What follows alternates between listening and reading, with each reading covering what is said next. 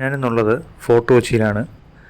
ഒരുപാട് ചരിത്രമുറങ്ങുന്ന ഒരു പ്രദേശമാണ് ഇവിടം ഫോർട്ട് കൊച്ചി മട്ടാഞ്ചേരി ഏരിയ. ഇവിടെ ഓരോരോ വൈദേശിക ശക്തികളുടെ കീഴിലായിരുന്നു ഈ പ്രദേശം നൂറ്റാണ്ടുകൾക്ക് മുമ്പ്. ഇവിടെ പെട്ടെന്ന് ചുറ്റിക്കറങ്ങി കാണാൻ വേണ്ടി ഞാനിവിടെ ഒരു ഓട്ടോ ചേട്ടനെ കണ്ടു. നൗഷാദ് എന്നാണ് ഈ പുള്ളിക്കാരൻ്റെ പേര്. ഈ പുള്ളി എന്നെ ഇമ്പോർട്ടൻ്റ് ആയിട്ടുള്ള സ്ഥലങ്ങളിലെല്ലാം കൊണ്ട് കാണിച്ചു തരാമെന്നാണ് പറഞ്ഞത്. 3 മണിക്കൂറാണ് പുള്ളി പറഞ്ഞത്. 3 മണിക്കൂർ കൊണ്ട് ഇമ്പോർട്ടൻ്റ് ആയിട്ടുള്ള സ്ഥലങ്ങൾ കാണാമെന്നാണ് പറഞ്ഞത്. ഇന്ന് സൺഡേ ആണ്. ഒരുപാട് ആളുകൾ ഇവിടെ ഉണ്ട്. ഒരുപാട് ചരിത്രം പറയാനുള്ള സ്ഥലമാണ് ഈ ഫോർട്ട് കൊച്ചി മട്ടാഞ്ചേരി ഏരിയ. ഇവിടെ ആദ്യം പോർച്ചുഗീസുകാരുടെ കയ്യിലായിരുന്നു, പിന്നെ ഡച്ചുകാരുടെ കയ്യിലായിരുന്നു കുറേ കാലം, പിന്നെ ബ്രിട്ടീഷുകാരുടെ കയ്യിലേക്ക് വന്നു. അങ്ങനെ ഒരുപാട് വൈദേശിക ശക്തികളുടെ കയ്യിലുണ്ടായിരുന്ന ഒരു പ്രദേശമാണ് ഇവിടം.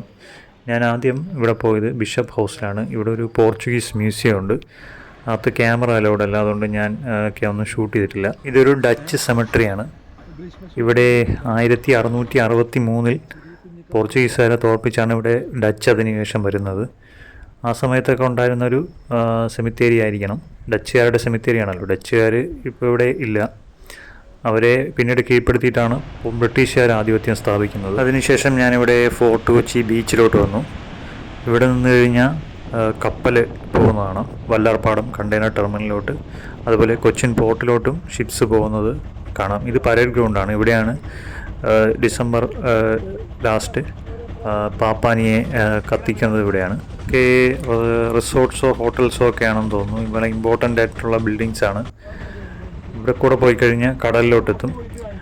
ഞാനിവിടെ അത് കഴിഞ്ഞ് പോയത് സെയിൻറ്റ് ഫ്രാൻസിസ് ചർച്ചിലാണ്.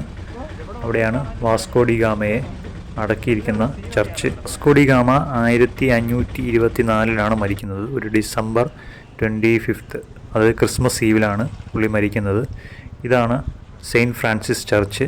ഇത് ഇന്ത്യയിലെ തന്നെ യൂറോപ്യൻ മാതൃകയിൽ നിർമ്മിച്ച ഏറ്റവും പഴക്കമുള്ള ചർച്ചുകളിൽ ഒന്നാണ്. ചർച്ചിലോട്ട് കയറിപ്പോവാണ്. 1503 ഈ ചർച്ച് ഇവിടെ കൺസ്ട്രക്റ്റ് ചെയ്യുന്നത്.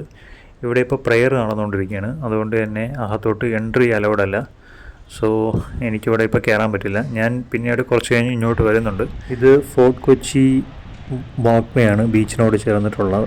ഇത് ബാസ്റ്റിൻ ഹൗസ് ബംഗ്ലാവിൽ നിന്നുള്ള വ്യൂ ആണ്. ബാസ്റ്റിൻ ബംഗ്ലാവ് ഇവിടെ കൺസ്ട്രക്റ്റ് ചെയ്യുന്നത് ഡച്ചുകാരാണ്. 1667 അവരിവിടെ കൺസ്ട്രക്റ്റ് ചെയ്യുന്നത്. 1600 AD കാലഘട്ടത്തിലാണ് ഫോർട്ട് ഇമാനുവൽ എന്ന് പറയുന്ന ഒരു കോട്ട പോർച്ചുഗീസുകാർ ഇവിടെ നിർമ്മിക്കുന്നത്. പോർച്ചുഗീസുകാർ നിർമ്മിച്ച ആ കോട്ടയ്ക്ക് 7 കൊത്തളങ്ങളാണ് ഉണ്ടായിരുന്നത്.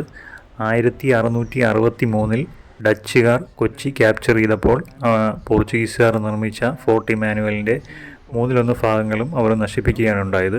ബാക്കി വന്ന ഒരു കൊത്തളത്തിനെയാണ് അവർ ബാസ്റ്റിൻ ബംഗ്ലാവാക്കി കൺവേർട്ട് ചെയ്തത്. ഇവിടെ നിന്നൊക്കെയുള്ള വ്യൂ അടിപൊളിയാണ്. കടലിലോട്ടുള്ള വ്യൂ. കൊച്ചിക്ക് പുറത്തുനിന്ന് വരുന്ന ആൾക്കാർക്ക് ഇതൊരു അടിപൊളി എക്സ്പീരിയൻസ് ആയിരിക്കും.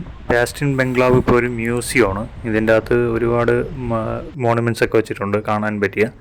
ഇതൊരു ഡച്ച് അടുക്കളയാണ്. നോർമലി മലയാളികളൊക്കെ കണ്ടിട്ടുള്ളൊരു അടുക്കള തന്നെയാണ്. പ്രത്യേകിച്ച് ഒരു പ്രത്യേകതയൊന്നും ഞാൻ ഈ അടുക്കളയിൽ കാണുന്നില്ല. സാധാരണ മലയാളികൾ കണ്ടിട്ടുള്ള എല്ലാം തന്നെയാണ് ഇതിൻ്റെ അകത്ത് ഞാൻ കാണുന്നത്. പ്രാചീന കാലഘട്ടത്തിലുള്ള അടുക്കള എൻ്റെ ഈ വീഡിയോയിൽ തന്നെ ഷോർട്സിൽ കിടപ്പുണ്ട് ഒരു അടുക്കള.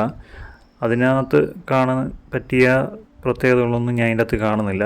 ഒരുപാട് പ്രത്യേകത ഉള്ള അടുക്കളയായിട്ട് എനിക്കിത് ഫീൽ ചെയ്യുന്നില്ല. 400 വർഷം മുമ്പുള്ള പീരങ്കികളാണ്, അന്നത്തെ ടെക്നോളജിയാണ്. കണ്ടാൽ പറയില്ല. ഇതൊക്കെ കാസ്റ്റ് ആണ്. ഇതിനകത്ത് 1600കളിൽ ആ സമയത്ത് ഉപയോഗിച്ചിരുന്ന ഒരുപാട് ആർട്ടിക്കിൾസ് ഇതിനകത്ത് പ്രദർശനത്തിന് വെച്ചിട്ടുണ്ട്. മാപ്സ്, ആ സമയത്തുള്ള മാപ്സ്, ആ സമയത്ത് ഉപയോഗിച്ചിരുന്ന വസ്തുക്കൾ, അതായത് പാത്രങ്ങൾ ഒക്കെ അതിൻ്റെ അകത്ത് ഡിസ്പ്ലേക്ക് വെച്ചിട്ടുണ്ട്. ഞാൻ എൻ്റെ യാത്ര തുടരുകയാണ്. ഞാനിപ്പോൾ പോകുന്നത് മട്ടാഞ്ചേരിയിലൂടെയാണ്. ഒരുപാട് ചരിത്രം ഉറങ്ങിക്കിടക്കുന്ന ഒരു സ്ഥലമാണ് മട്ടാഞ്ചേരി. ബിഫോർ ക്രൈസ്റ്റ് സമയത്ത് തന്നെ ഇവിടെ ജനവാസം ഉണ്ടായിരുന്നു. ഇത് ഫോർട്ട് കൊച്ചിയിലെ ചീനവലകളാണ്. മത്സ്യസമ്പത്ത് കുറഞ്ഞു എന്ന് പറഞ്ഞുകൊണ്ട് ചീനവലകളൊക്കെ നിരോധിച്ചതാണ്. പക്ഷേ ഇവിടെ നിരോധിച്ചിട്ടില്ല. ഇവിടെ ആൾക്കാരുടെ ഒരു ഉപജീവന മാർഗ്ഗമായതുകൊണ്ട് ഇത് നിരോധിച്ചിട്ടില്ല. ചൈനീസ് വലകൾ കൊച്ചിയിലെത്തിയിട്ട് നൂറ്റാണ്ടുകളായി. 1300 1400 AD ആ സമയത്താണ് ഈ ചൈനീസ് നെറ്റുകൾ കൊച്ചിയിലെത്തുന്നത്. അഡ്മിറൽ സിൻഹെ എന്ന് പറയുന്ന ഒരു ചൈനീസ് എക്സ്പ്ലോറർ കൊച്ചിയിലെത്തുന്ന ഇതിൻ്റെ ഭാഗമായിട്ടാണ് ഈ ചൈനീസ് വലകൾ ഇവിടെ എത്തിയതെന്നാണ് പറയപ്പെടുന്നത്. ഇത് 400 വർഷം പഴക്കമുള്ള സ്പൈസസ് മാർക്കറ്റാണ് മട്ടാഞ്ചേരിയിലെ. ഇവിടെ സ്പൈസസിൻ്റെയൊക്കെ ലേലം നടക്കുന്ന സ്ഥലമാണ്. ഇവിടെ സ്പൈസ് കൊണ്ടുവന്നിട്ട്, അതായത് സുഗന്ധവ്യഞ്ജനങ്ങൾ കൊണ്ടുവന്നിട്ട് ഉണക്കുന്ന സ്ഥലമാണിത്. ഇവിടെ ഇപ്പോൾ ചെറുതായി മഴ പെയ്യുന്നതുകൊണ്ട് ഇത് മൂടിയിട്ടിരിക്കുന്നത്. അതുപോലെ ഇന്നൊരു സൺഡേ ആണ്, അതുകൊണ്ട് ഇവിടെ ആരുമില്ല. ഇതിൻ്റെ മുകളിൽ ഒരു ചെറിയൊരു സ്പൈസസ് ഒക്കെ വയ്ക്കുന്ന ഒരു ഷോപ്പുണ്ട്. എക്സ്പോർട്ട് ക്വാളിറ്റിയിൽ സ്പൈസസ് വയ്ക്കുന്ന ഷോപ്പാണ്. ഞാൻ അതിൻ്റെ മുകളിലോട്ട് പോവുകയാണ്. ഇവിടെ നല്ല എക്സ്പോർട്ട് ക്വാളിറ്റിയിലുള്ള സ്പൈസസ് കിട്ടും. ഷോപ്പൊന്നും ഞാൻ ഷൂട്ട് ചെയ്യുന്നില്ല, അത് താല്പര്യമുള്ളവർ പോയി വിസിറ്റ് ചെയ്താൽ മതി. ഞാൻ ഇവിടെ നിന്ന് മേടിച്ചത് ഒരു മസാല ചായക്കുള്ളൊരു പൗഡറാണ് മേടിച്ചത്. ഇത് ഇവിടെ നിന്ന് ബേക്കിലോട്ട് കടലാണ്. 400 വർഷം പഴക്കമുള്ളതെന്ന് പറയുമ്പം പോർച്ചുഗീസുകാരുടെയും ഡച്ചുകാരുടെയും ബ്രിട്ടീഷുകാരുടെയൊക്കെ സമയത്ത് പ്രവർത്തിച്ചിരുന്ന ഒരു ഷോപ്പാണിത്. വലിയ കൾച്ചറൽ ഡൈവേഴ്സിറ്റി ഉള്ളൊരു പ്രദേശമാണ് മട്ടാഞ്ചേരി. ഇവിടെ ഒരുപാട് കൾച്ചറിലുള്ള ആളുകൾ താമസിക്കുന്നുണ്ട്. കൊങ്കണികളുണ്ട്, ഗുജറാത്തീസ് ഉണ്ട്. ഇന്ത്യയിലെ തന്നെ ഏകദേശം എല്ലാ സ്റ്റേറ്റുകളിലും ഉള്ള ആളുകൾ ഇവിടെ ഉണ്ട്. എല്ലാ മതത്തിലുള്ള ആളുകളും ഉണ്ട്. എല്ലാ മതത്തിനും ഇവിടെ ആരാധനാലയങ്ങളും ഉണ്ട്. ഞാൻ പോകുന്നത് മട്ടാഞ്ചേരി പാലസിലേക്കാണ്. ഇതിന് ഡച്ച് പാലസ് എന്നും അറിയപ്പെടുന്ന ഒരു പാലസാണ് ഇത്. ഈ പാലസ് 1545 AD പോർച്ചുഗീസുകാരാണ് കൺസ്ട്രക്ട് ചെയ്യുന്നത്. കൊച്ചി രാജവംശത്തിലെ വീരകേരളവർമ്മയ്ക്ക് വേണ്ടിയിട്ടാണ് അവർ ഈ കൊട്ടാരം പണിത്. സ്വർണ്ണ നൂല് കൊണ്ട് തുന്നിയ ഒരു ഗൗണാണ് ഇത്. കൊച്ചി രാജവംശത്തിലുള്ള രാജാക്കന്മാർ സ്പെഷ്യൽ ഒക്കേഷൻസിൽ ധരിച്ചിരുന്ന വസ്ത്രമാണ്. ഇങ്ങനെ ഇവിടെ ഒരുപാട് ആർട്ടിക്കിൾസ് ഉണ്ട്. പഴയ കാലത്തുള്ള പഴയ കൊച്ചി രാജവംശത്തിൻ്റെ കീഴിലുണ്ടായിരുന്ന ഒരുപാട് ആർട്ടിക്കിൾസ് ഇവിടെ ഇങ്ങനെ ഉണ്ട്. അന്നത്തെ പെയിൻറ്റിങ്സ് ഒക്കെ ഉണ്ട്.